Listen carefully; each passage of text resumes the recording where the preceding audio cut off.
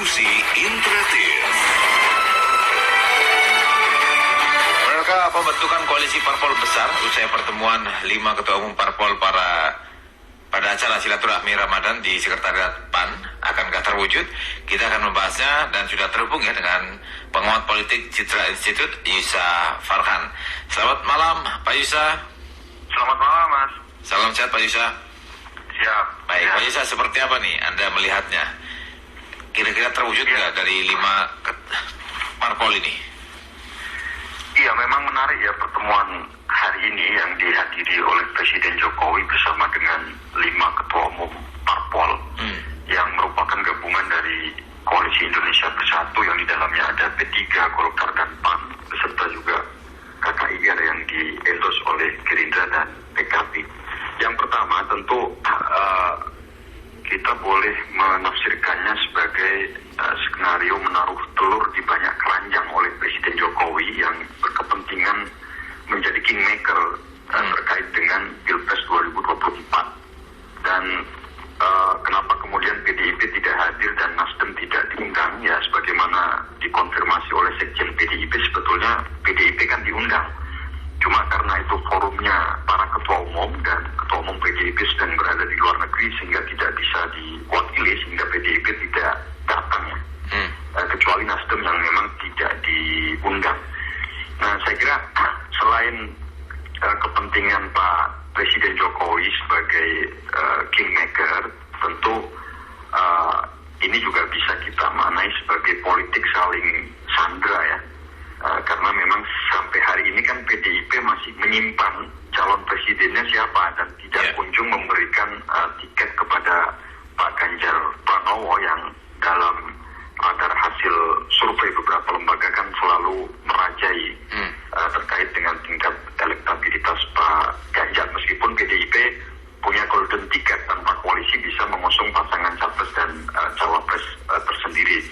Jadi politik saling sandra yang saya maksud adalah Pak Presiden Jokowi tampak sedang ingin menekan secara politik ya terhadap PDIP kalau tidak segera menetapkan capresnya, dalam hal ini Pak Ganjar Pranowo, ya politik berikutnya akan dimainkan. Dalam hal ini adalah gabungan antara koalisi KKIR yang di dalamnya ada Gerindra dan PKB dan juga koalisi Indonesia Bersatu yang di dalamnya ada Golkar, PAN dan P3. Nah, saya kira persoalannya tidak hanya berhenti sampai pada bagaimana membangun poros besar politik yang di dalamnya bergabung 5 partai politik, tetapi pasca itu kan memang harus clear terkait dengan siapa figur calon presiden yang diusung, termasuk juga figur calon presiden yang akan diusung. Nah, itu bisa menentukan dari keberhasilan 5 parpol ini. Persoalan sendiri karena teman-teman yang bergabung di poros Gerindra dan PKB sejauh ini sebagaimana dikonfirmasi oleh Pak Daniel Johan tadi kan tetap PKB berkepentingan bahwa kalaupun poros besar itu terbentuk antara KKIR dan KIB, tetap yang berhak menentukan capres dan cawapres adalah Gerindra bersama dengan PKB. Nah, sementara kalau kita melihat misalnya jumlah atau persentase jumlah kursi kan teman-teman di KIB sedikit lebih besar ya, ada sekitar 25,8% kursi dibanding dengan teman-teman yang ada di KKIR yang hanya sekitar 23,7% kursi ya. Nah, tetapi persoalannya tidak semata-mata terkait dengan persentase dukungan partai politik, tapi yang sering saya katakan bahwa variabel elektabilitas ini juga pada akhirnya tidak bisa diabaikan oleh setiap partai politik dalam menetapkan atau mengusung pasangan calon presiden dan wakil presiden. Ya, kalau kita lihat bagaimana elektabilitas capres di teman-teman KKIR dengan KIB ya sejauh ini kan memang Pak Prabowo yang hari ini menempati elektabilitas paling tinggi ya dibanding misalnya capres-capres yang sempat beredar di KIB seperti Pak Airlangga, dan faktanya kan memang teman-teman yang ada di KIB seperti PAN sendiri kan kemarin sudah mencoba menggaungkan misalnya wacana Pak Ganjar Pranowo berduet dengan Erick Thohir.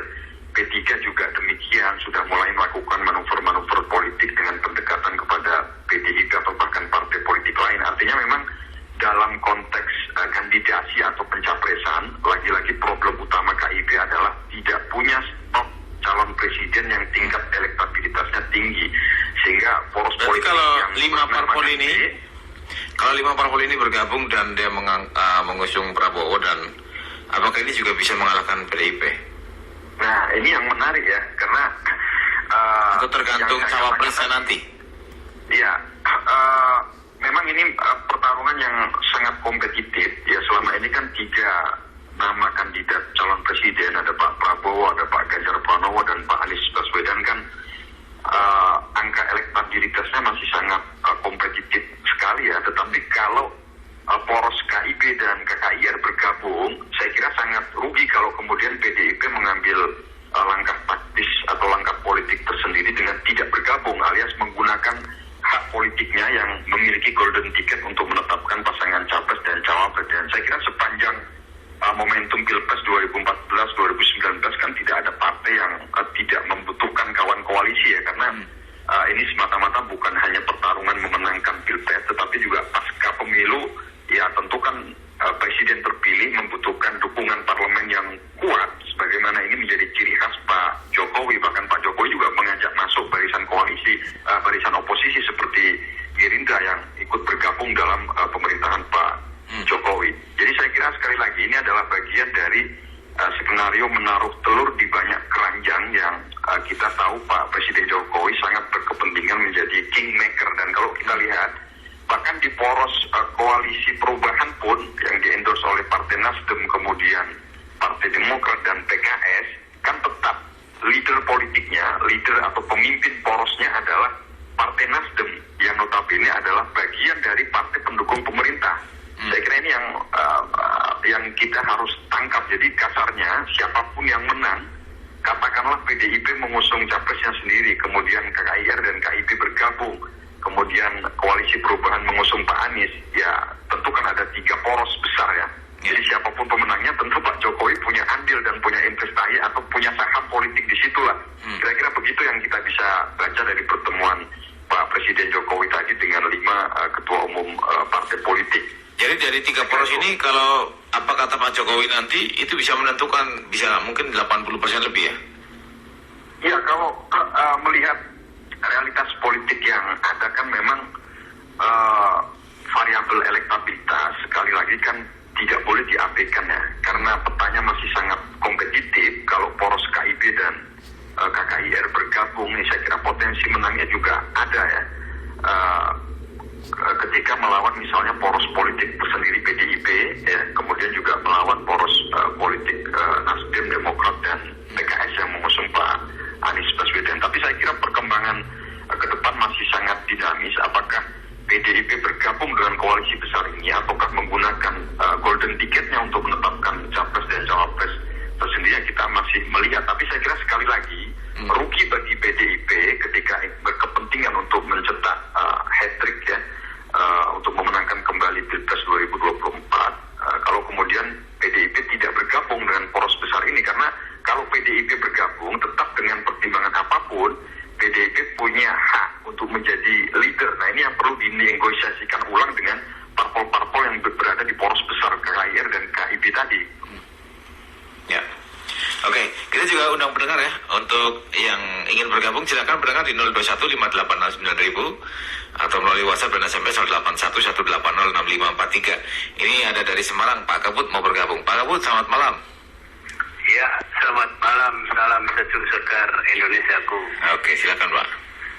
Ini kok pusing amat seperti kudur gitu aja, repot ya kan. Yang harus mempermasalahkan cawapres ya, calon presiden dan wakil presiden. Seandainya PDI nanti pada akhirnya yang ditentukan waktunya cawapres mulai, kalau Ganjar itu Pak Jokowi bisa toh menjadi wakil presiden, siapa tahu. Coba bayangkan Pak Prabowo presiden, Pak Jokowi wakil, coba kan siapa tahu ide Megawati itu menjadi begitu. Kalau Pak Ganjar misalkan pengaruhnya berkurang, masuk Ahok mungkin jadi presiden, wakilnya Pak Jokowi. Coba bayangkan, itu Indonesia tuh bisanya tuh totoan saja seperti sepak bola. Totoan apa tuh? Judi ya. Taruhan. Kayak taruhan. Oh, nebak-nebak main enaknya saja. Coba pikirkan ya Mas narasumber ya. Oke. Mas penyiar juga. Salam dari Indonesia. Terima kasih Pak Kabut. Pak Kabut di Semarang ya. Mungkin langsung tanggapin nih Pak Isa. Ya, memang kan kemarin sempat menggema juga ya terkait dengan wacana apakah memungkinkan duet antara Pak Prabowo Ganjar ataukah Pak Ganjar Pak Prabowo ya.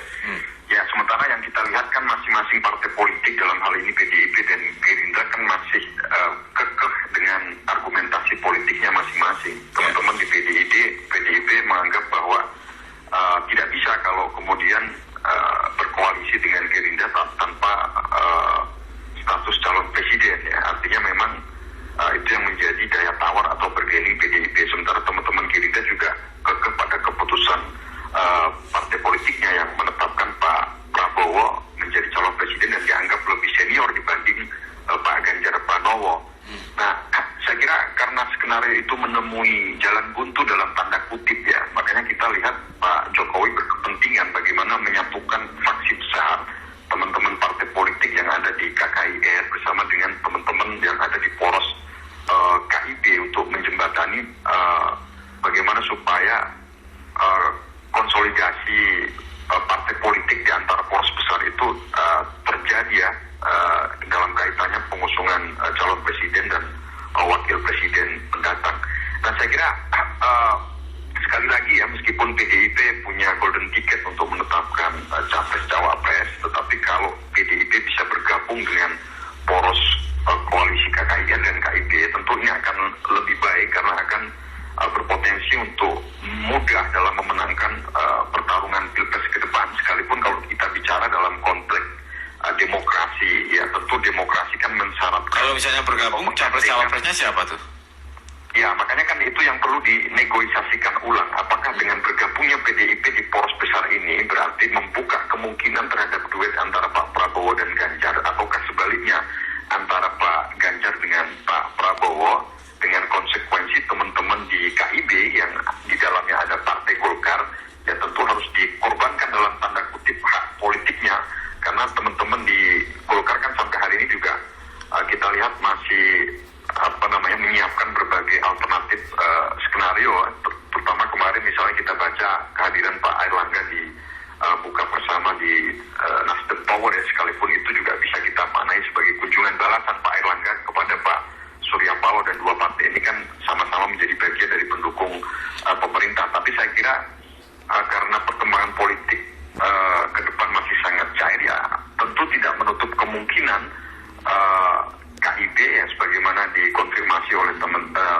koalisi perubahan, sebagaimana dikonfirmasi oleh para elitnya, kan terbuka kemungkinan bagi partai lain untuk bergabung ya. Apakah itu ditujukan kepada Partai Golkar atau ke partai lain yang pasti variabel Pak Yusuf Kalla di belakang teman-teman koalisi perubahan sebagai politisi senior Partai Golkar kan tentu berkepentingan bagaimana juga menarik gerbong Partai Golkar di koalisi perubahan ya.